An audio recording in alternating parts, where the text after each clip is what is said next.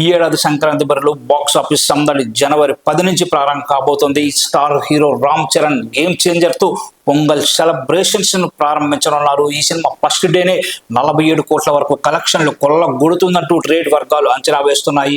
మంచి టాక్ వస్తే 50 కోట్ల మార్కును కూడా క్రాస్ చేసే అవకాశాలు ఉన్నాయని కూడా మనకు వార్తలు వస్తున్నాయి.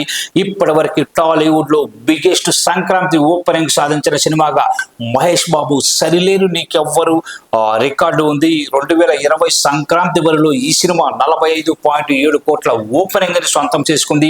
ఈ క్రమంలోనే మహేష్ సాధించిన ఈ బ్లాక్ బాస్టర్ రికార్డును గేమ్ చేంజర్ బద్దలు కొడుతుందా లేదా అనే ఆసక్తి అందరిలో ఇప్పుడు నెలకొంది. అదే క్రమంలో చరణ్ ఫ్యాన్స్ ఈ సినిమాతో మహేష్ రికార్డు బ్రేక్ చేస్తాడని, చరణ్ భారీ కలెక్షన్లు కొల్లగట్టడం ఖాయమంటూ రకరకాల అభిప్రాయాలను అయితే వ్యక్తం చేస్తున్నారు.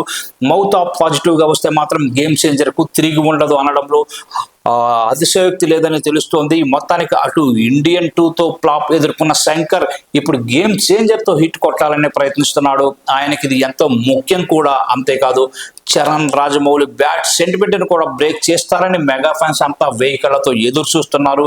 మరి ఏం జరగనుందో సినిమా రిలీజ్ అయ్యి రిజల్ట్ అయ్యే వరకు వేచి చూడాల్సిందే.